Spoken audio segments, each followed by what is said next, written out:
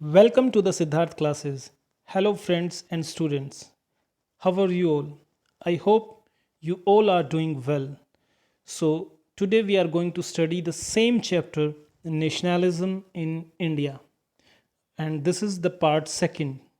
So, in previous video, we have studied about what does nationalism means nationalism hai kya, and what are the impacts of the First World War, how they created some changes in polity and economy, like they increased uh, defense expenditures, custom duties, introduced new income tax, forceful recruitment, and the crop failure.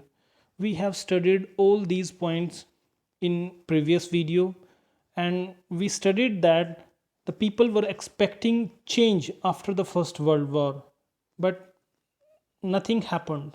So the obviously the people would adapt the new ways to protest.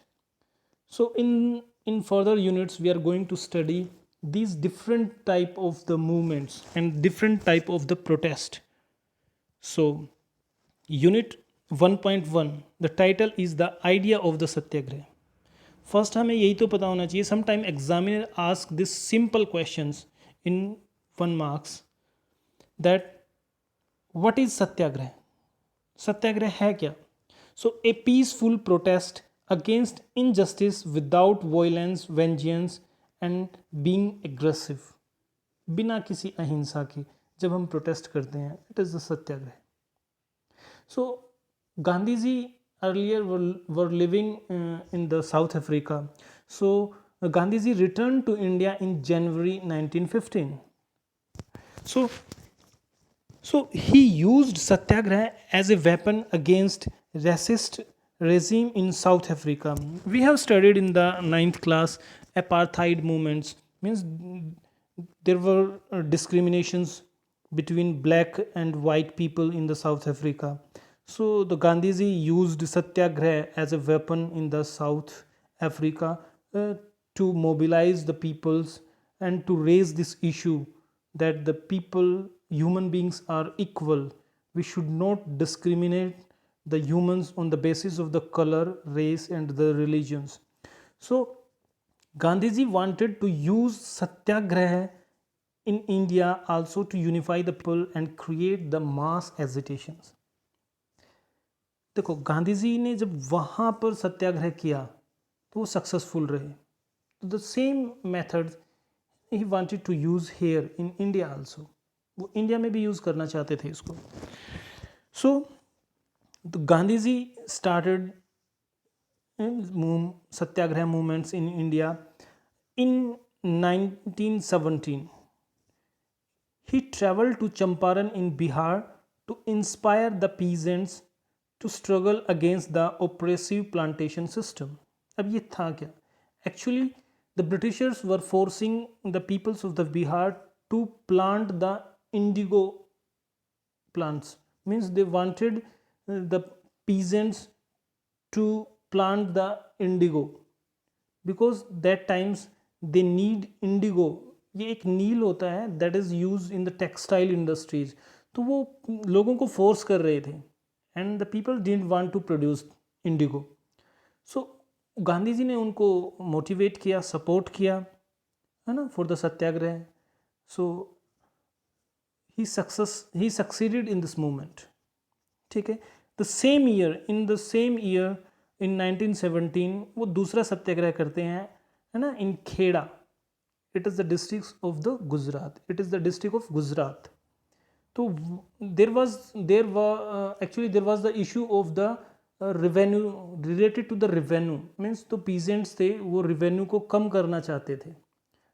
The peasants wants to reduce the revenue, क्योंकि we have studied in the previous video during the first world war the crop failures in many parts of India during the 1918 to 1921. So the crop failure था. So तो they were unable to pay the revenue. So वो चाहते थे कि थोड़ा सा revenue down में आए. So the Gandhiji started the satyagraha in Kheda district also. And in 18s Ahmedabad में भी सत्याग्रह किया गया गांधी जी के द्वारा, and it was related to the cotton mill workers. Cotton mill workers के लिए था। Actually they were just asking for the better working conditions and the good wages. These were the issues. So see these points also, because these 3 points are related to the map context also. ये map में भी पूछे जा सकते हैं. This questions can be asked in the map section also. So जो चंपारण जो 35.1 है ये चंपारण है. सो हमसे मैप में लोकेट करने के लिए भी पूछ सकता है. तो आप थोड़े से इनको आइडेंटिफाई करो कि ये प्लेसेस हैं कहाँ पे. देखो इधर ये बिहार डिस्ट्रिक्ट है, इसमें ऊपर की तरफ लेफ्ट साइड में ये चंपारण है, और इधर ये हमारा गुजरात है. We can easily identify the Gujarat. और यहाँ से ये दोनों पॉइंट्स हैं, ये अहमदाबाद और खेड़ा है. तो यहाँ से हमारा एक मैप सेक्शन है वो भी क्लियर हो जाता है. ये Champaran, Ahmedabad and Kheda. Next. So after having being successful 3 satyagraha, back to back satyagraha, Gandhi ji wanted to start a big satyagraha, a big movement, एक बड़ा मूवमेंट करना चाहते थे. So Gandhi ji in 1919 decided to launch a nationwide satyagraha against the Rowlatt Act 1919. So इन तीनों mean 1717 और 18 ये 3 movement करे. पहला चंपारण में, दूसरा खेड़ा में और तीसरा अहमदाबाद में. इन तीनों के सक्सेसफुल हो जाने के बाद the Gandhi ji wanted to start a nation wide, एक बड़ा मूवमेंट लॉन्च करना चाहते थे अगेंस्ट द रोलट एक्ट. मतलब रोलट एक्ट के अगेंस्ट में.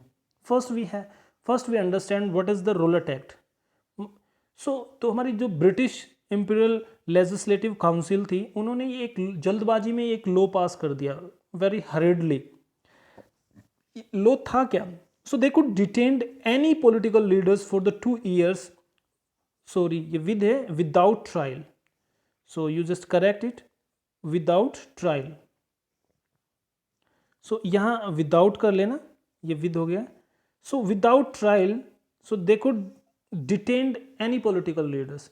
मतलब किसी भी पॉलिटिकल लीडर्स को वो पकड़ेंगे और उसको 2 साल के लिए जेल में रख लेंगे, और आपको कोई भी ट्रायल का मौका नहीं दिया जाएगा कि आप अपना पक्ष रख सकें, बता सकें कि वाज राइट और रॉन्ग. सो एक इशू इसका ये भी था. And what was the motto behind the government to passing this law? Because they want to repress the political activities. देखो 3 बैक टू बैक जो हमारे सत्याग्रह किए थे गांधी जी ने, वो सक्सेसफुल रहे थे. चंपारण, खेड़ा, अहमदाबाद. सो उनके अगेंस्ट में है ना, गवर्नमेंट को तो कुछ एक्शन लेना ही था ना. So they passed the Rowlatt Act so that they could repress the political activities in India. तो ये था. आई थिंक आपको समझ में आ गया होगा कि रोलट एक्ट एक लॉ था which was the passed by the imperial legislative council, and according to this law they could detain any political leaders for 2 years without any trial. कोई ट्रायल का मौका नहीं दिया जाएगा, 2 साल के लिए अंदर जेल में रख लेंगे. किया क्यों गया? Because they wanted to repress the political activities in India. Next. So what was the response of the Gandhiji towards the Rowlatt Act? So Gandhiji went on strike on, or you can say on हड़ताल on 6th April 1919 को. 6 अप्रैल 1919 को गांधी जी हड़ताल पे गए. So Gandhiji was so famous and the big leader.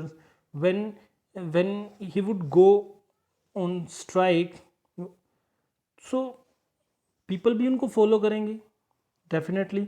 So rallies were organised and in various cities. The workers went on strike in railway workshop, shops closed down. मतलब उनको follow करते हुए the people went on strike. जो railway workers थे वो भी गए, और जो नॉर्मल शॉपकीपर्स थे they closed down their shops. So ऐसा कुछ हुआ. So when the Britishers show that this satyagraha is spreading slowly, so the Britishers wanted to clamp down on nationalists. वे उन लोगों को थोड़ा सा मतलब दबाना चाहते थे कि ये ऐसी एक्टिविटी ना हो। देखो गांधी जी ने क्या, देखो सिनेरियो क्या हुआ। सो जो काउंसिल थी उसने रोलट एक्ट पास कर दिया, तो उसके अगेंस्ट में गांधी जी ने 6 अप्रैल को हड़ताल की। And and he was followed by the other peoples, तो उन्होंने भी हड़ताल शुरू कर दी। तो पॉलिटिकल एक्टिविटीज़ होनी शुरू हो गई थी। So the Britishers wanted to clamp down on nationalist, वो इनको दबाना चाहते थे।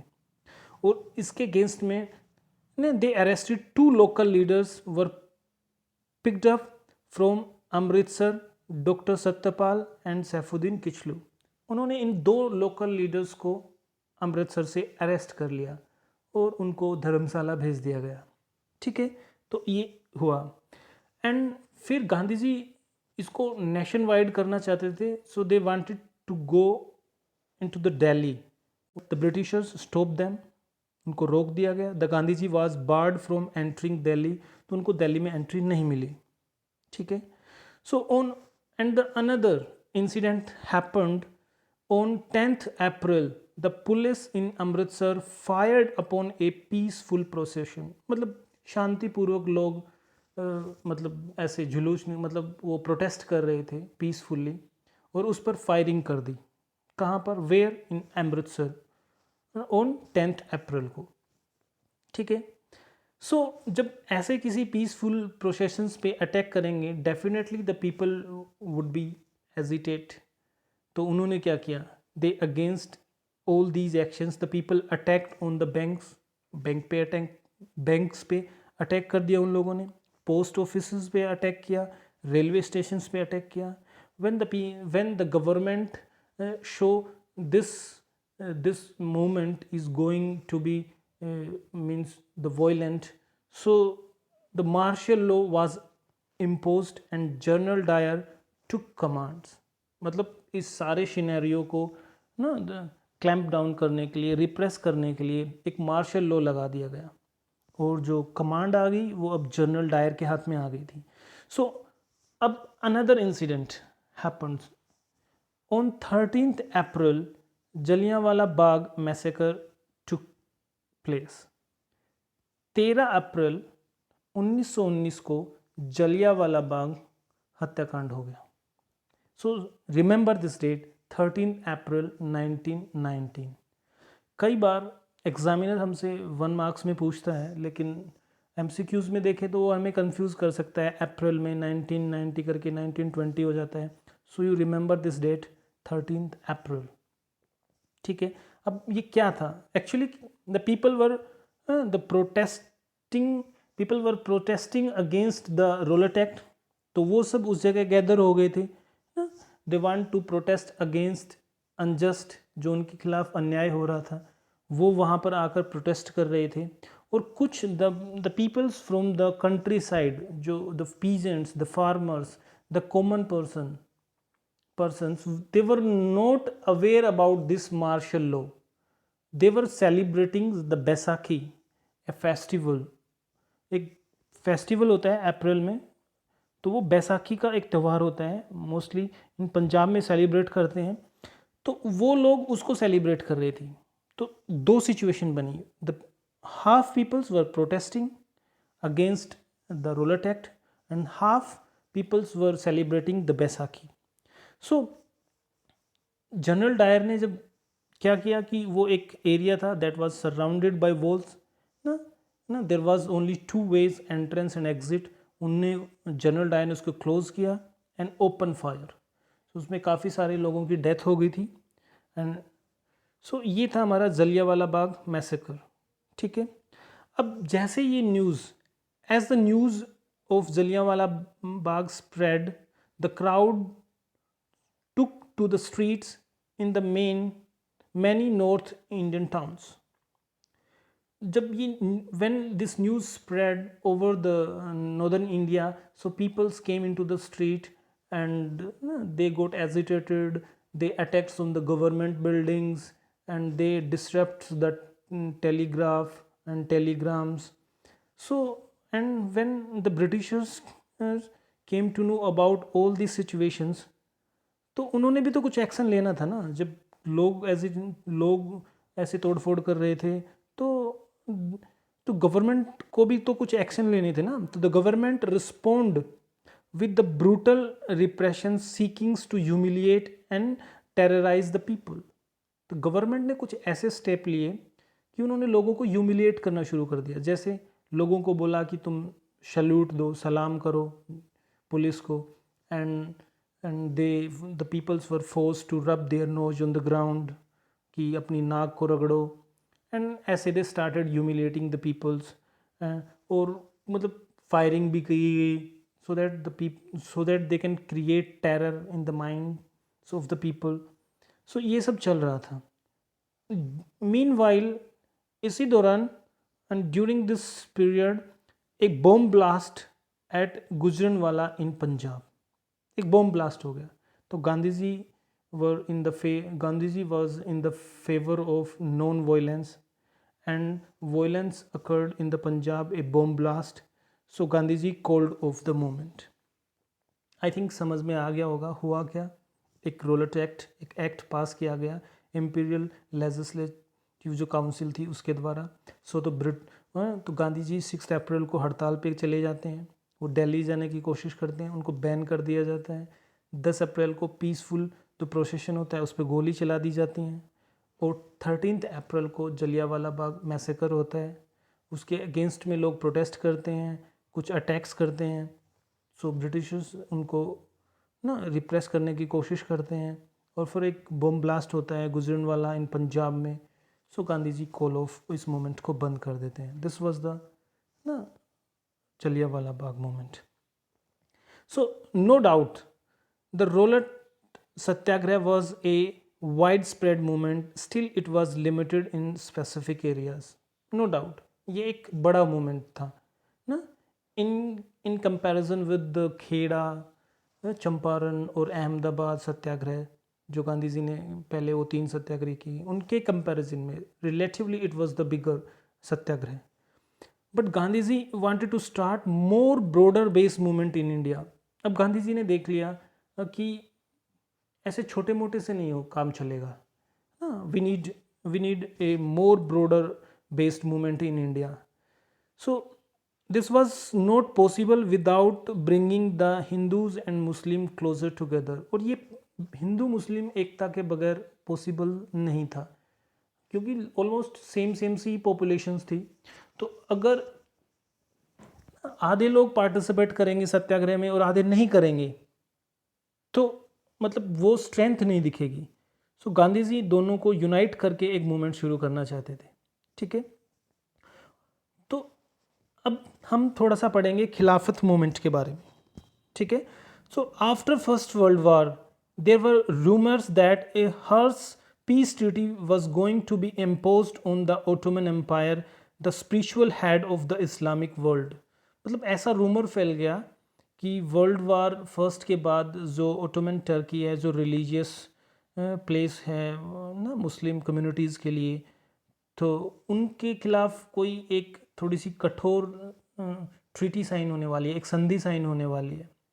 सो द मुस्लिम पीपल ना फॉर्म्ड ए खिलाफत कमेटी इन मार्च 1919 इन बॉम्बे। वो बॉम्बे में एक खिलाफत कमेटी बनाई जाती है कि हम इसको प्रोटेस्ट करेंगे। How could it be done with our the religious head.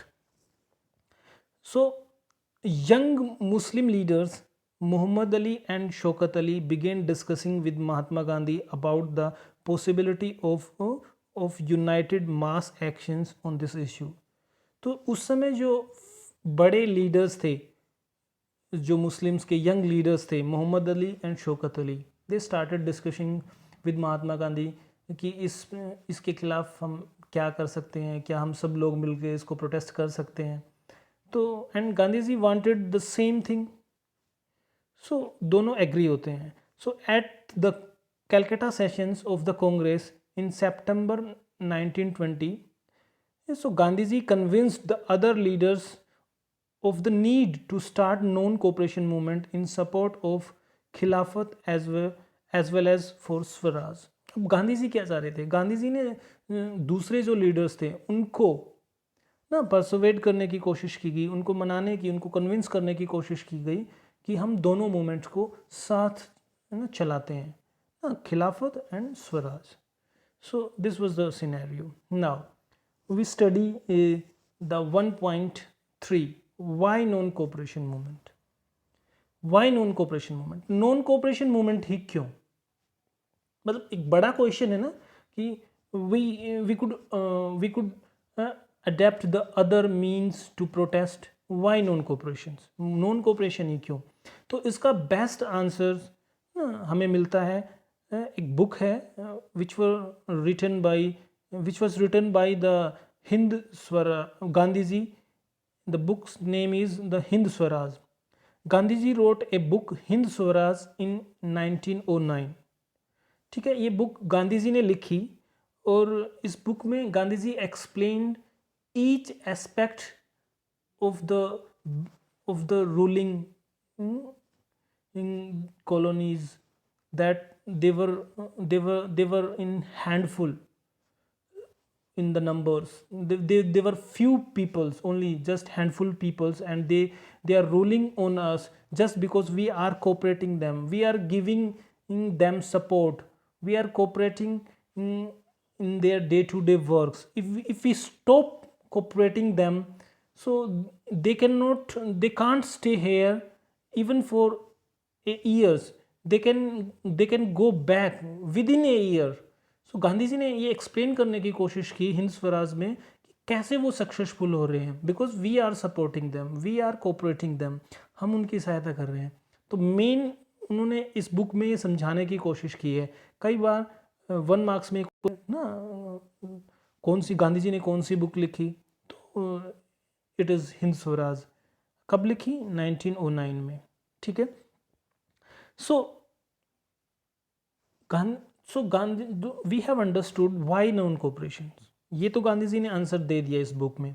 So after ना convince the Gandhi ji convince the other leaders of the Congress party. So Gandhi ji ने उनको कन्विंस कर दिया था.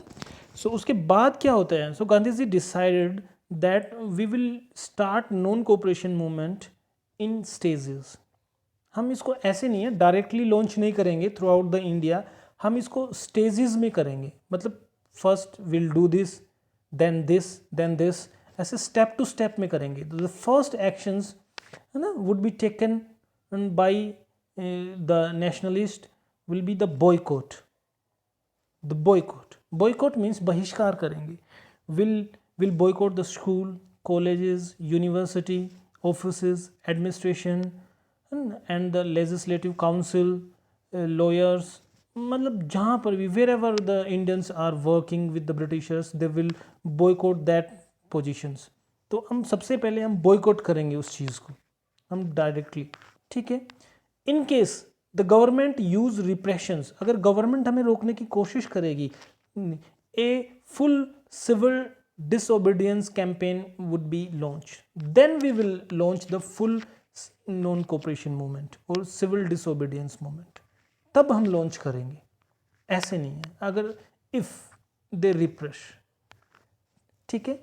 इन 1920 गांधी जी एंड शौकत अली दोनों इंडियन टूर पे जाते हैं and they try to mobilise the peoples, है ना, and they seek for the support.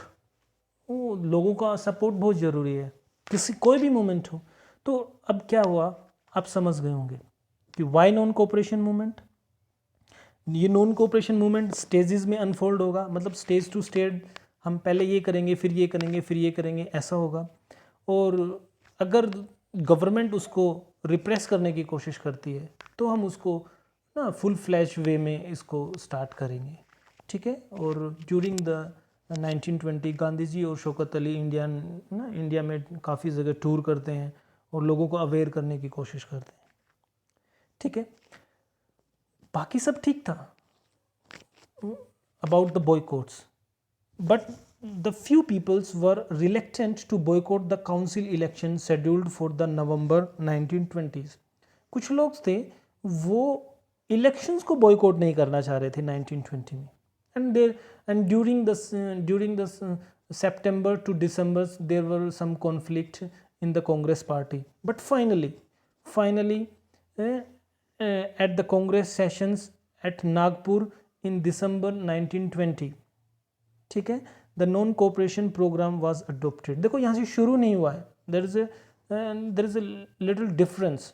The programme was adopted but the non cooperation movement और Khilafat movement began in 1921, January 1921।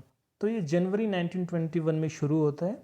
Adopted कब हुआ था? 1920 में, दिसंबर में।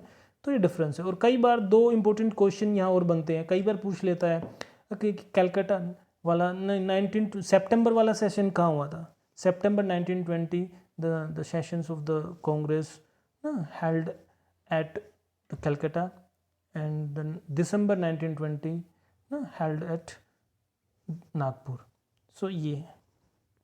सो आई थिंक आपको समझ में आ गया होगा कि आज हमने क्या पढ़ा है। So thank you very much for watching this video.